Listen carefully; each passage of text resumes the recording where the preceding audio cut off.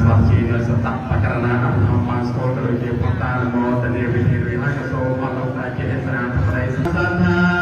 ចភុមាតាទេវិនិយគិយនា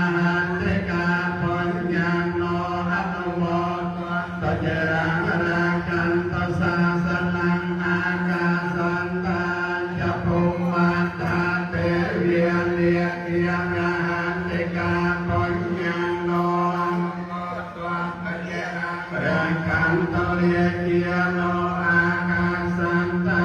ចភុមាតាទេវិនិយគិយនា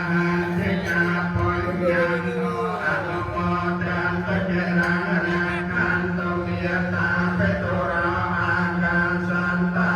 ចភុមាតាទេវិនិយគិយនាទេកាបញ្ញណោអនុមោទតចេរារាកន្តទុ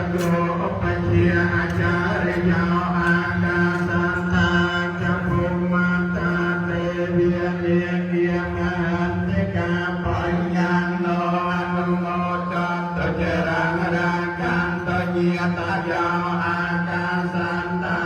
ចភុមាតាទេវិនិយគិយនាទេកាបញ្ញណោអនុមោទតចេរារាកន្តបានេណោអាកាសន្តាចភុមាតាទេវិនិយគិយនាទេកាបញ្ញណោអនុមោទតចេរារាកន្តលោសាទ្រា